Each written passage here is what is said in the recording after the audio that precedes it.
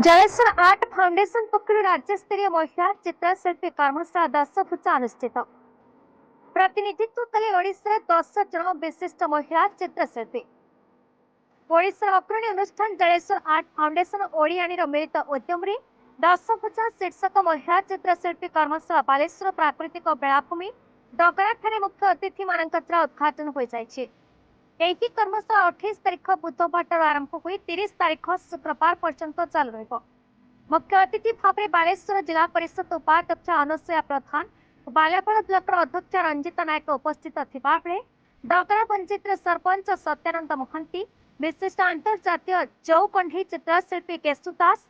ଓ ଡଗରା ବେଳାଭୂମିର ସୁରକ୍ଷା ମଞ୍ଚର ସଦସ୍ୟ ତଥା କଳାପ୍ରେମୀ ଗଣପତି ଜେନା ସମ୍ମାନିତ ଅତିଥି ଭାବରେ ଉପସ୍ଥିତ ଥିବା ବେଳେ समाजसेवी तीर्थनारायण नाग, जलेश्वर लेलिन कुमार प्रधान, बालेश्वर कवि सुधाकर सेठी अतिथिगण उपस्थित रही 10 भुजा शीर्षक महिला कर्मशाला को उद्घाटन करने सह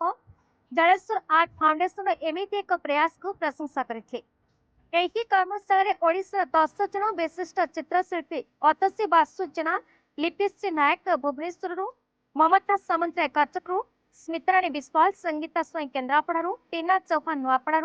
और आम बालेश्वर जयस्मिता महालिक, माहेश्वरी रणा, श्रावंती मिश्र, तृप्तिलता साहू प्रमुख शिल्पी अंशग्रहण कर मां दुर्गा आधारित कर्मशाला कला नैपुण्य प्रतिपादित कर कर्मशाला मुख्यतः आगक मां दुर्गतिनाशिनी दुर्गा धरा अवतरण आधारित शीर्षक 10 भुजा चित्रशिल्पी मैंने चित्र मध्यम समाज को एक बार्ता देउथिबार जଣାपड़ी। जलेश्वर मनोज कुमार भूया रिपोर्ट बीई न्यूज ओडिशा।